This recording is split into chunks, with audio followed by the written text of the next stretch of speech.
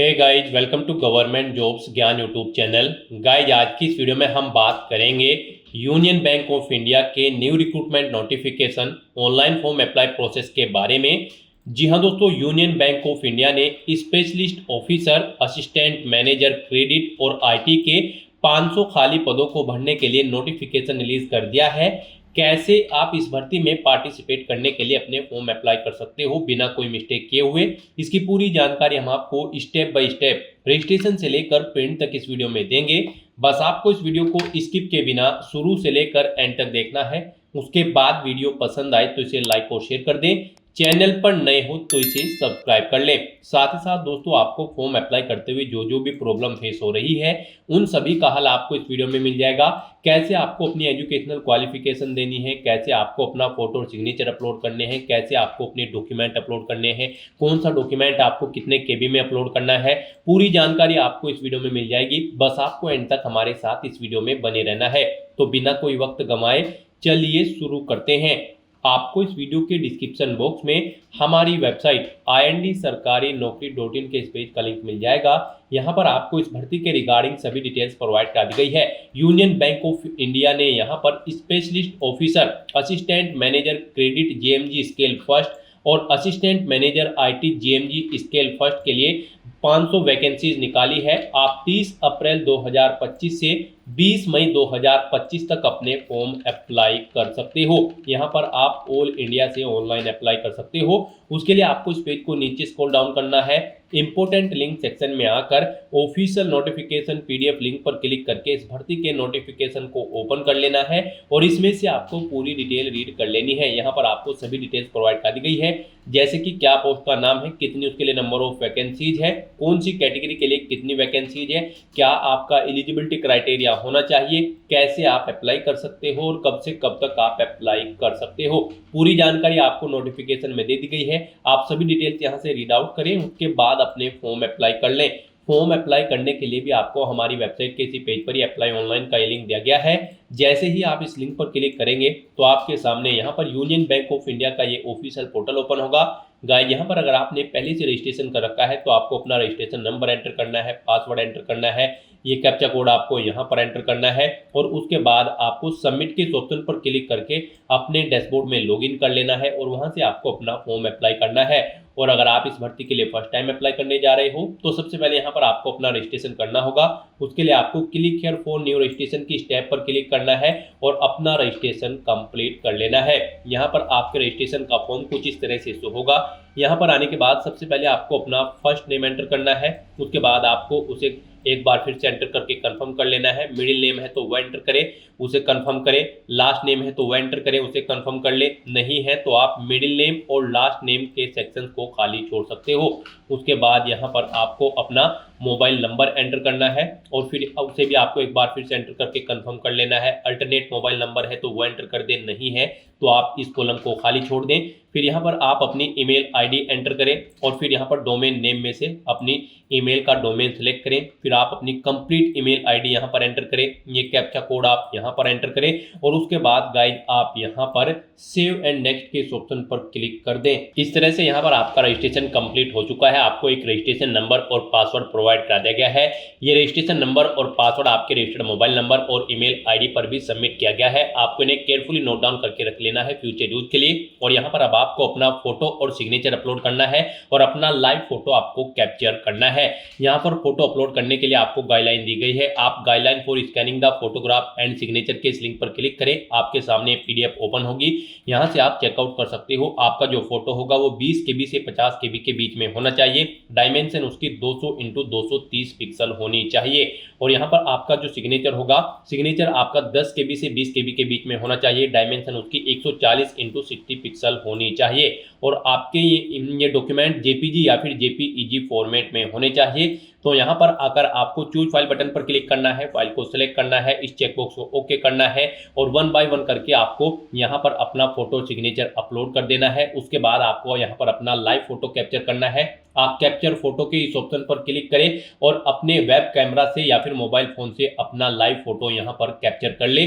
और गाइस यहाँ पर आप मोबाइल के थ्रू भी इस QR कोड को स्कैन करके अपना लाइव फोटो कैप्चर कर सकते हो। आपको क्लिक हियर टू स्कैन के इस ऑप्शन पर क्लिक करना है।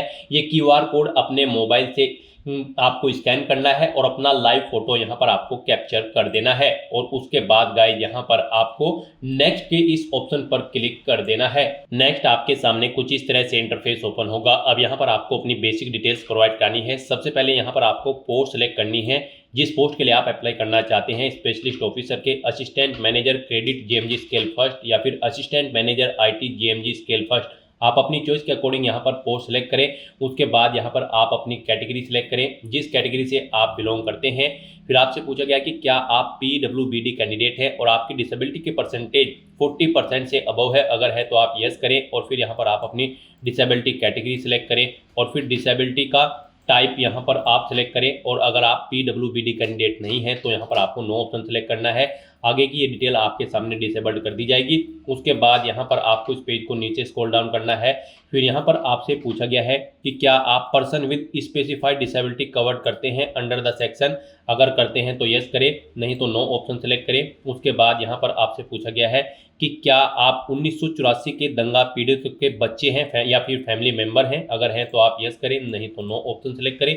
उसके बाद यहाँ पर आपसे पूछा गया है कि क्या आपका रिलीजन, आपको अपना रिलीजन यहाँ पर सिलेक्ट कर लेना है। फिर आपसे पूछा गया कि क्या आप EX सर्विसमैन हैं, अगर हैं तो यस करें और फिर पीरियड ऑफ सर्विस यहाँ पर मंथ में एंटर करें और नहीं है तो आप नो ऑप्शन सेलेक्ट करें। उसके बाद आपसे पूछा गया है कि क्या आप यहाँ पर defaulted repayment under the any leading arrangement with bank, अगर आप यहाँ पर डिफॉल्टेड है किसी बैंक के अंतर्गत तो यहाँ पर आप यस करेंगे और नहीं है तो आप नो ऑप्शन सेलेक्ट करेंगे। फिर यहाँ पर अगर आप माइनॉरिटी कम्युनिटी के अंतर्गत आते हैं तो यस करेंगे, नहीं आते हैं तो नो ऑप्शन सेलेक्ट करेंगे। अपनी नेशनैलिटी यहाँ पर आप सेलेक्ट करेंगे।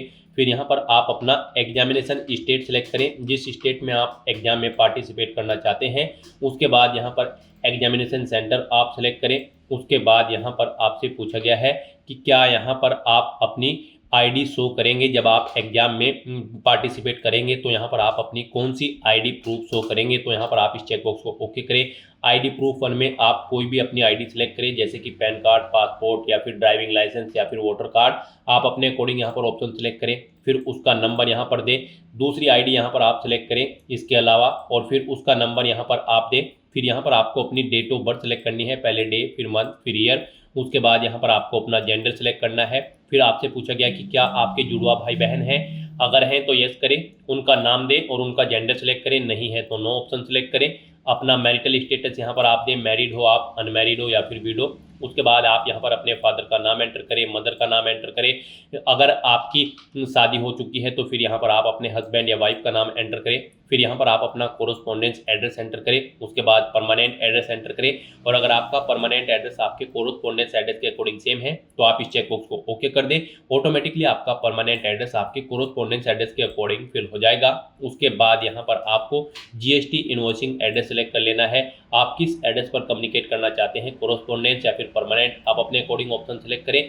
फिर यहाँ पर आपको आपकी कैटेगरी के अकॉर्डिंग एप्लीकेशन फीस का अमाउंट शो कर दिया जाएगा। इस तरह से ये सभी डिटेल्स फिल करने के बाद फिर आपको वैलिडेट योर डिटेल के इस ऑप्शन पर क्लिक करना है, अपनी सभी डिटेल्स को वैलिडेट कर लेना है और उसके बाद आपको सेव एंड नेक्स्ट के इस ऑप्शन पर क्लिक कर देना है। नेक्स्ट यहाँ पर आपको अपनी क्वालिफिकेशन, एक्सपीरियंस और लैंग्वेजेज की डिटेल देनी है।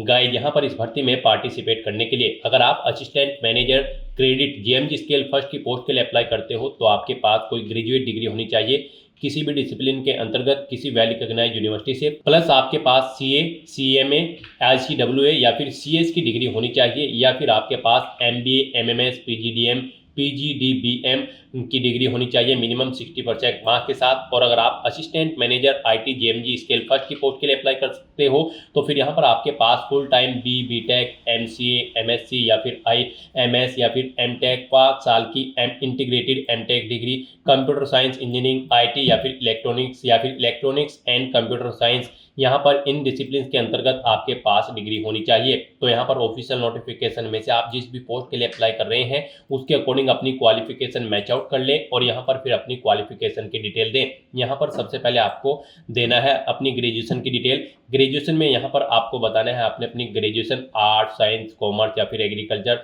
या फिर किस डिसिप्लिन में की है, आप अपने अकॉर्डिंग यहाँ पर ऑप्शन सेलेक्ट करें। पासिंग डेट यहाँ पर आप सिलेक्ट करें, पहले डे, फिर मंथ, फिर ईयर, कितने % मार्क्स आपने ऑब्टेन किए हैं वो यहाँ पर आप एंटर करें। फिर आपकी फर्स्ट, सेकंड कौन सी ग्रेड है वो यहाँ पर आप एंटर ऑप्शन सेलेक्ट करें। उसके बाद यहाँ पर अगर आपने पोस्ट ग्रेजुएशन कर रखी है तो उसकी डिटेल यहाँ पर आप सिलेक्ट करें। यहाँ पर पोस्ट ग्रेजुएशन की डिग्री आपके पास MBA की है या फिर MMS की, आप अपने अकॉर्डिंग ऑप्शन सेलेक्ट करें। फिर उसकी पासिंग डेट यहाँ पर आप सिलेक्ट कर लें और उसके बाद उनकी परसेंटेज यहाँ पर मार्क्स की आप अपने एंटर करें। फिर आप अपनी क्लास यहाँ पर सिलेक्ट करें, फर्स्ट क्लास है, सेकंड है। उसके बाद अगर आपने पोस्ट ग्रेजुएशन डिप्लोमा कर रखा है तो उसकी डिटेल भी यहाँ पर आप ऐसे ही प्रोवाइड करा सकते हैं। कोई प्रोफेशनल क्वालिफिकेशन है तो उसकी डिटेल यहाँ पर आप प्रोवाइड करा दें। 5 साल की कोई इंटीग्रेटेड ड्यूल डिग्री है तो उसकी डिटेल भी आप सेम ऐसे ही यहाँ पर प्रोवाइड करा सकते हैं। और उसके बाद अगर आपके पास कोई अन्य डिग्री या फिर डिप्लोमा है तो उसकी डिटेल भी यहाँ पर सेम ऐसे ही प्रोवाइड करा सकते हैं। उसके बाद यहाँ पर अगर आपको एक्सपीरियंस है तो यहाँ पर आप अपने एक्सपीरियंस की डिटेल देंगे। यहाँ पर आपको सबसे पहले एम्प्लॉय का नाम देना है, यानी अपना नाम देना है, डेजिग्नेशन देनी है, किस डेजिग्नेशन पर आप कार्यरत थे, कब से कब तक आप कार्यरत थे। यहाँ पर आपको डे, मंथ, ईयर आप सिलेक्ट करें। कब आपने यहाँ पर जॉब स्टार्ट की थी वो डेट आप सिलेक्ट करें। कब जॉब छोड़ी है वो डेट यहाँ पर आप सिलेक्ट करें। नेचर ऑफ ड्यूटी यहाँ पर दे, जॉब छोड़ने का कारण दे। Year of experience in date के अकॉर्डिंग आपके कैलकुलेट करके यहाँ पर आपको शो कर दी जाएंगे। एक से ज़्यादा जगह वर्किंग एक्सपीरियंस है तो आप ऐड मोर के इस ऑप्शन पर क्लिक करें। सेम ऐसी ही एक और रो यहाँ पर ऐड हो जाएगी और फिर उसमें आप अपने एक्सपीरियंस की डिटेल प्रोवाइड कर दें। और गाइज अगर आपको एक्सपीरियंस नहीं है तो आप इस सेक्शन को खाली छोड़ दें। उसके बाद यहाँ पर आपको अपनी लैंग्वेज की डिटेल देनी है। यहाँ पर हिंदी लैंग्वेज कम से कम आनी आपको जरूरी है। इसे आपको रीड, राइट और स्पीक आना जरूरी है। उसके बाद यहाँ पर आप जो भी लैंग्वेज जानते हैं, इंग्लिश या उर्दू या फिर तमिल, उनकी डिटेल भी यहाँ पर आप प्रोवाइड करा सकते हैं। इस तरह से अपनी क्वालिफिकेशन की सभी डिटेल्स प्रोवाइड कराने के बाद आपको वैलिडेट योर डिटेल के ऑप्शन पर क्लिक करना है। अपनी सभी डिटेल्स को वैलिडेट कर लेना है और फिर आपको सेव एंड नेक्स्ट के ऑप्शन पर क्लिक कर देना है। नेक्स्ट आपको आपके एप्लीकेशन फॉर्म का पूरा प्रीव्यू शो कर दिया गया है। आपको सभी डिटेल्स केयरफुली चेकआउट करनी है। पेज को नीचे स्क्रॉल डाउन करना है, डिक्लेरेशन सेक्शन में आना है, आई एग्री के चेकबॉक्स को ओके करना है। फिर अगर यहाँ पर आपने जो नाम फिल किया है वो आपके ID प्रूफ के अकॉर्डिंग सेम है तो आप इस चेकबॉक्स को ओके कर दें। अलग है तो इस चेकबॉक्स को ओके करें, फिर आप इस चेकबॉक्स को ओके न करें। और फिर यहाँ पर अगर आप एडिट करना चाहते हैं तो आप बैक के इस ऑप्शन पर क्लिक करके अपने एप्लीकेशन फॉर्म में एडिट कर सकते हैं। और अगर आपका फॉर्म बिल्कुल सही है, ऊपर जो डिटेल आपने फिल की है, आपने चेकआउट कर ली है, वो सभी डिटेल्स ओके हैं, तो फिर यहाँ पर बस अब आपको कंप्लीट रजिस्ट्रेशन के इस ऑप्शन पर क्लिक करना है। नेक्स्ट यहाँ पर आपको अपने डॉक्यूमेंट अपलोड करने हैं। यहाँ पर आपको अपना लेफ्ट थंब इंप्रेशन और hand written declaration document upload करना है। इनके लिए भी आपको गाइडलाइन दी गई है। आप गाइडलाइन फॉर डॉक्यूमेंट अपलोड के लिंक पर क्लिक करें, यही PDF आपके सामने ओपन होगी। यहाँ से आप चेकआउट कर सकते हो। आपका लेफ्ट थंब इंप्रेशन यहाँ पर 20 KB से 50 KB के बीच में होना चाहिए। डायमेंशन उसकी 240 × 240 पिक्सल होनी चाहिए और ये JPG या फिर JPEG फॉर्मेट में होना चाहिए। और जो आपका हैंड रिटन डिक्लेरेशन डॉक्यूमेंट होगा वो यहाँ पर 50 KB से 100 KB के बीच में होना चाहिए। डायमेंशन उसकी 800 × 400 पिक्सल होनी चाहिए और ये JPG या फिर JPEG फॉर्मेट में होना चाहिए। तो यहाँ पर आने के बाद आपको चूज फाइल के इस ऑप्शन पर क्लिक करना है। अपने इन डॉक्यूमेंट की फाइल को सिलेक्ट करना है और उन्हें यहाँ पर 1 बाय 1 करके अपलोड कर देना है। और उसके बाद आपको ये कैप्चा कोड यहाँ पर एंटर करना है और फिर गाइड आपको सेव एंड नेक्स्ट के इस ऑप्शन पर क्लिक कर देना है। नेक्स्ट आपके सामने कुछ इस तरह से इंटरफेस ओपन होगा। यहाँ पर आने के बाद आप एप्लीकेशन प्रिंट के इस लिंक पर क्लिक करके अपने एप्लीकेशन फॉर्म का प्रिंट आउट ले सकते हो। और यहाँ पर गाइड अब आपको अपना फीस पेमेंट करना है। यहाँ पर आपको आपकी कैटेगरी के अकॉर्डिंग एप्लीकेशन फीस का अमाउंट शो कर दिया गया है। हम यहाँ पर आपको बता दें, जनरल OBC EWS कैंडिडेट को 1180 रुपये फीस के रूप में जमा कराने हैं। SC ST PH दिव्यांग कैंडिडेट को 177 रुपये फीस के रूप में जमा कराने हैं, जो कि आप debit card, credit card, net banking या फिर UPI के माध्यम से जमा करा सकते हो। तो यहाँ पर आने के बाद अब आपको ये सिक्योरिटी कोड यहाँ पर एंटर करना है और उसके बाद आपको सबमिट के इस ऑप्शन पर क्लिक कर देना है। नेक्स्ट आपके सामने फीस पेमेंट का इंटरफेस ओपन हो जाएगा। यहाँ से आप debit card, credit card, net banking, QR या फिर UPI के माध्यम से अपना फीस पेमेंट कर सकते हो। UPI आपके लिए बेस्ट ऑप्शन रहेगा। आप UPI के इस ऑप्शन पर क्लिक करें, उसके बाद मेक पेमेंट के इस ऑप्शन पर क्लिक करें। फिर यहाँ पर आपको आपकी कैटेगरी के अकॉर्डिंग एप्लीकेशन फीस का अमाउंट शो कर दिया जाएगा। फिर आप यहाँ पर प्रोसीड विद पेमेंट के ऑप्शन पर क्लिक करें, उसके बाद आपके सामने कुछ इस तरह से इंटरफेस ओपन होगा। यहाँ पर अगर आप अपनी यूपीआई आईडी जानते हैं तो उसे एंटर करें और मेक पेमेंट के ऑप्शन पर क्लिक करके अपना फीस पेमेंट कर दें, या फिर आप यहाँ पर इस यूपीआई क्यूआर कोड के थ्रू भी अपना फीस पेमेंट कर सकते हो। आप क्लिक है टू स्कैन के इस ऑप्शन पर क्लिक करें, इस क्यूआर कोड को अपने मोबाइल फोन से या फिर अपने यूपीआई से आप स्कैन करें और अपना फीस पेमेंट कर दें। सक्सेसफुली फीस पेमेंट करने के बाद आपका एप्लीकेशन फॉर्म सबमिट हो जाएगा। उसके बाद आप अपने एप्लीकेशन फॉर्म का एक हार्ड कॉपी प्रिंट आउट ले सकते हो फ्यूचर यूज के लिए, फ्यूचर रेफरेंस के लिए। तो दोस्तों ऐसे आप union Bank of India specialist officer के 500 खाली पदों को भरने के लिए अपने फॉर्म अप्लाई कर सकते हो बिना कोई मिस्टेक किए हुए। आज की इस वीडियो में बस इतना ही। आई होप ये वीडियो आपको पसंद आई होगी। अगर पसंद आई हो तो इसे लाइक और शेयर करें, चैनल पर नए हो तो इसे सब्सक्राइब कर लें। Thanks for watching.